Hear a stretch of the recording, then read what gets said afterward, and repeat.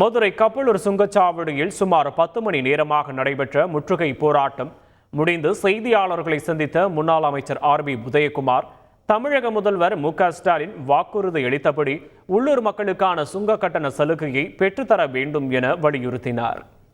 முன்னாள் முதலமைச்சர் எடப்பாடியார் முதலமைச்சராக இருக்கிற போது மத்திய அரசிலே பேசி உள்ளூர் வாகனங்களுக்கு உள்ளூர் மக்களுக்கு சலுகை பெற்றுக் கொடுத்தோம். அது அந்த முயற்சியை இப்போ இருக்கக்கூடியவங்க அந்த முயற்சியை எடுக்கணும். முதல்ல இதை அகற்றணும். அந்த அகற்றுகிற அந்த சட்ட நடவடிக்கைகள் ப்ராசஸ், லீகல் ப்ராசஸ் வரை அன்னைக்கு எதிர்க்கட்சி தலைவராக இருந்த இன்றைய முதலமைச்சர் பேசுனதை நீங்கள் வீடியோவில் பார்த்தீங்க. அப்போ அன்னைக்கு ஒரு பேச்சு, இன்றைக்கி ஒரு பேச்சா? ஆக இதையெல்லாம் நாங்கள் வன்மையாக கண்டிக்கின்றோம். உடனடியாக அதை எடுக்க வேண்டும்.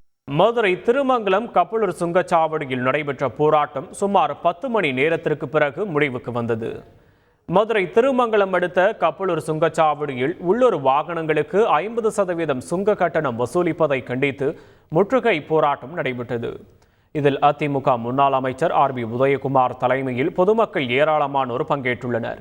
காலை 9 மணிக்கு தொடங்கிய போராட்டம் தொடர்ந்து நீடித்ததால் போக்குவரத்து பாதிக்கப்பட்டது.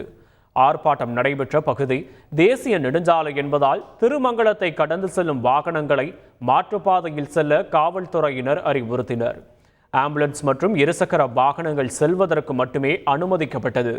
இந்நிலையில் சுங்கச்சாவடியை மறித்து நிறுத்தப்பட்ட வாகனங்களை போலீசார் அப்புறப்படுத்த முயன்றதால் போராட்டக்காரர்கள் வாக்குவாதத்தில் ஈடுபட்டனர்.